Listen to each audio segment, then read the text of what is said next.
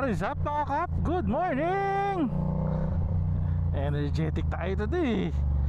Kasi today Continue on Asian Highway 26 for 20 miles.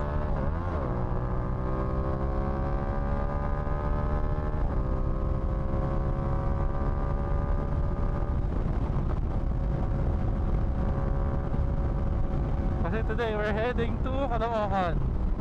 Ayan.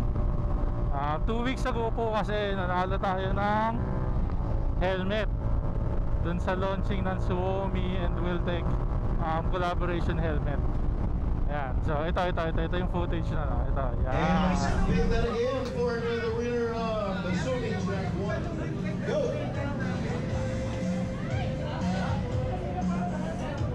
And the winner is Joven! Listen!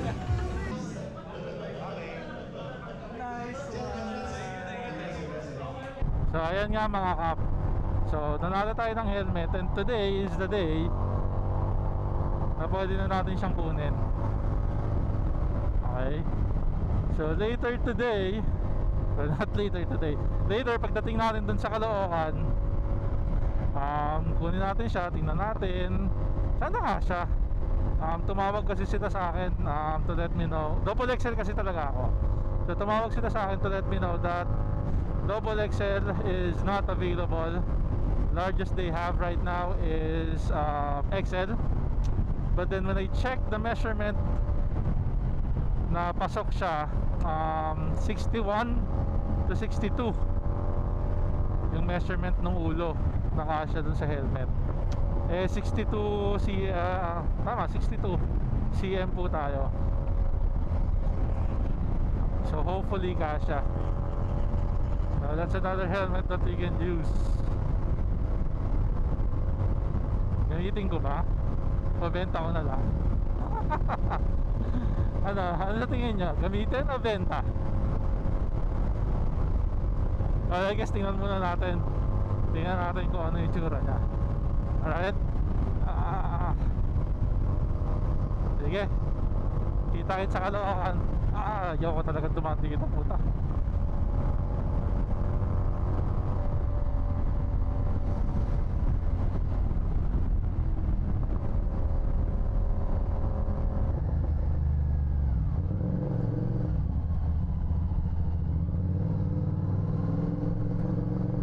Your destination is on the left.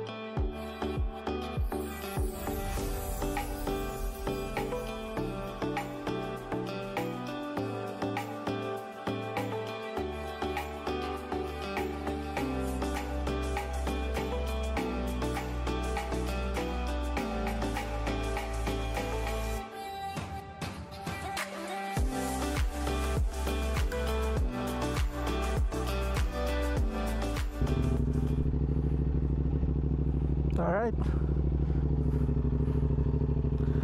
So tayo uuwi na. Tapos na tayo dito, na-claim na natin yung helmet.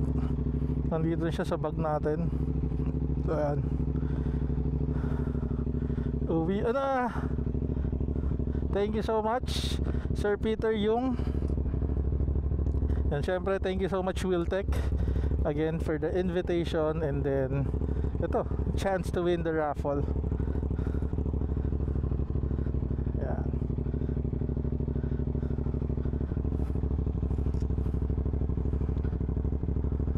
Uwi na tayo. And then unbox natin siya mamaya. Yeah. So ayun na nga, oh. What a great day again. Pauwi na tayo. Continue on Metro Manila Skyway for 29 kilometers. Thank you Lord sa magandang araw at sa blessing. Ang ating bagong helmet, the Suomi Track 1. It's a carbon helmet mga sir. Happy na naman ako. Again, thank you so much Wiltech Philippines and Suomi Philippines. Ganda ng helmet. Grabe ang gaan. Nagulat ako, sobrang gaan. Carbon yung helmet. Carbon siya, Lodi. And again, nakakagulat. Sobrang gaan ng helmet. So I guess di ko siya lalagyan ng intercom. Di ko siya lalagyan ng intercom, di ko siya lalagyan ng camera.